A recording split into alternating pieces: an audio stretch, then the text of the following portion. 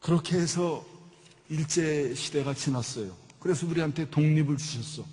독립을 주셨으면 잘 살게 만들어야 될 거 아니겠습니까? 우리가 36년을 우리가 40년을 우리가 광야에서 방황을 했는데 잘 살아야 되는데 또 하나님은 시련을 주신 거야.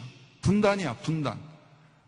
남북 분단을 만들게 해주셨어. 그것도 지금 와서 보면 저는 하나님의 뜻이라고 봐요. 그 당시 아까 얘기했죠. 조선 지식인들이라는 거는 다 거의 공산주의 사상에 가깝게 있었어요. 만일 그때 통일 한국을 주셨으면은 한국은 공산주의가 되는 거예요. 그때 자동적으로 공산주의가 되는 거야.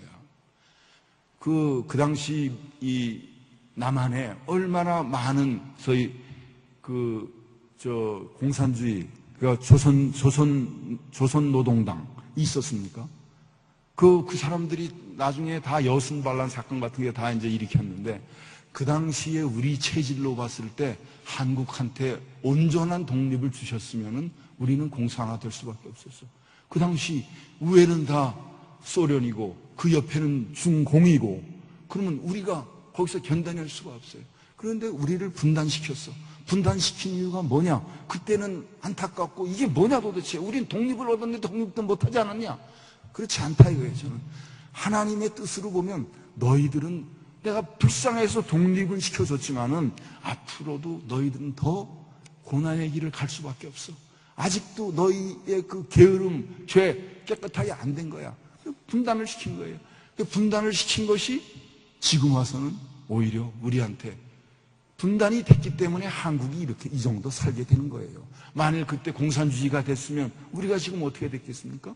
지금 월남, 중국은 지금 몇 년 사이에 잘 사라졌지만 지금 북한, 그게 우리 지금 현실이에요. 남한이 그 당시 통일됐다면 지금 북한이 된 거야.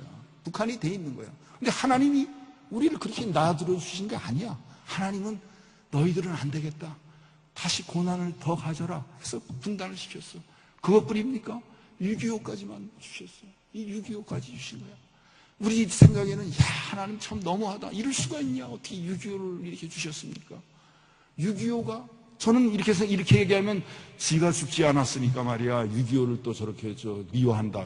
6.25가 있었기 때문에 우리가 단련이 된 거예요. 6.25가 있었기 때문에.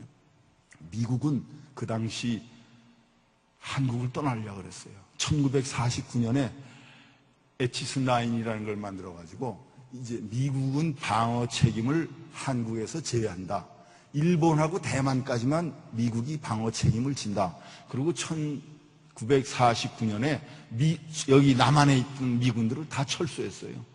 철수하고 나니까 1950년 북쪽에서 쳐들어온 거예요. 소련과 중국의 지원을 받아가지고. 그러면 그때 6.25 전쟁이라는 거는 6.25 전쟁이 그렇게 났으면은 우리는 소련이나 중공 밑에서 그 후원을 받은 북한에 우리 지금 다 흡수돼서 말았을 거예요. 그런데 하나님이 안 되겠다. 너희들 붙잡아야겠다. 너희들 어떻게 붙잡냐?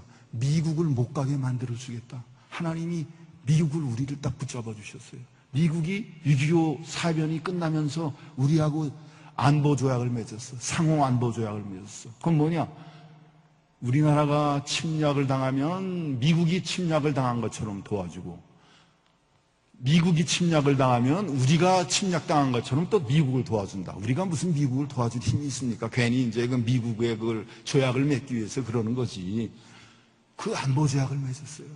그것 때문에 지금까지 그 조약이 있어요. 그것 때문에 지금 우리나라가 살고 있는 거예요, 사실은. 그것 때문에 미국이 지금 주둔하고 있는 거예요. 여러분, 한국에 미군이 없는 한국을 한번 생각해 보신 적이 있습니까? 제가 친미를 하자 그러는 얘기가 아니야. 미군이 없는 한국은 금방 옛날에는 소련 밑에 가 있는 거고 지금은 중국 밑에 가 있는 거예요.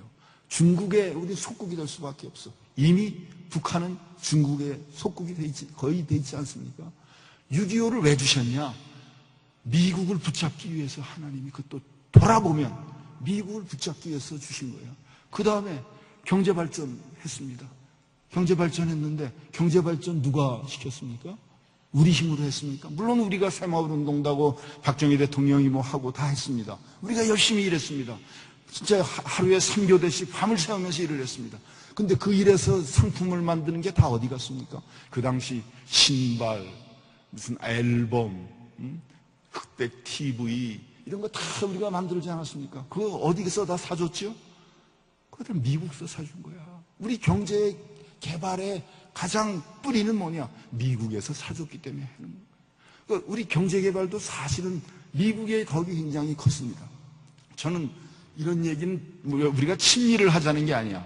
나라를 지키려면 힘이 있어야 되고, 힘이 있으려면 경제도 부강해야 되고, 이런 게 골고루 다 있어야 돼. 근데 그거 있는 데에 하나님의 뜻이 지금 돌아보니까 다 이해가 될 만하더라 하는 걸 말씀드리기 위해서 하는 거예요.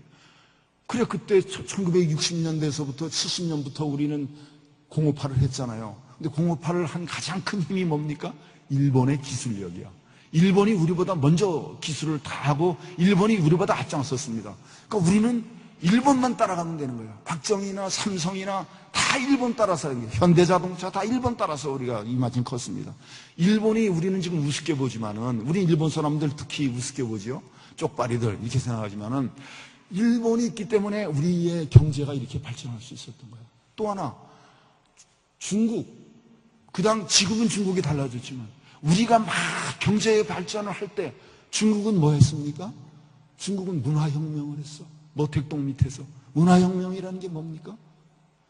그 공산주의 젊은 애들이 다 내쫓는 거 아닙니까?